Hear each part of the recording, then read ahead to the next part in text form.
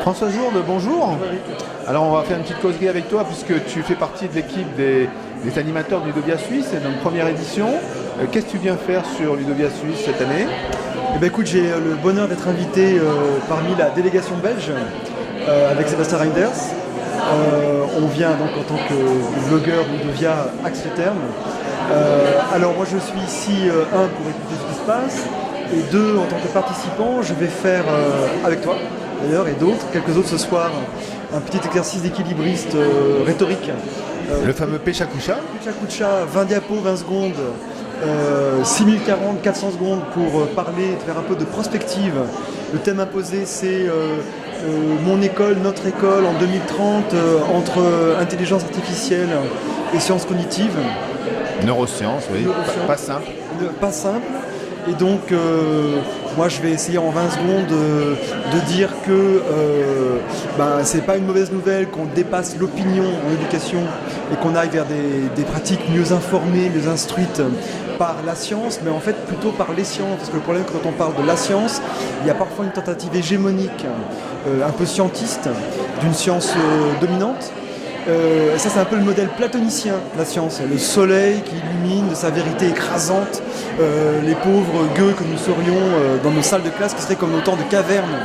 On va le rappeler quand même, François Jourde est un enseignant en philosophie, donc d'où effectivement cette approche-là. Moi j'ai une petite approche différente, tu vois, c'est sur les intelligences, moi je travaille sur les intelligences. La pluralité, justement, moi ce que je vais dire, c'est qu'il n'y a pas une science, forcément des sciences, et que le modèle, c'est pas tellement le soleil, c'est plutôt la constellation. Ça veut dire ces amas, ces agrégations de lumière, mais quand même dans un océan de pénombre. Donc nous avançons tout de même.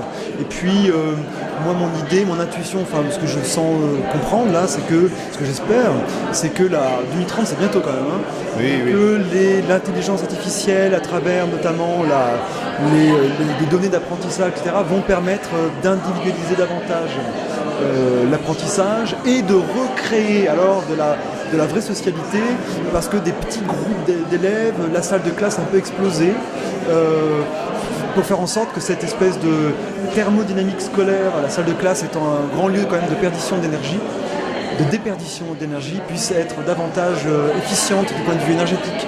Ah, c'est marrant, on n'en est pas très loin. Oui, tu verras ce soir. On verra ce soir.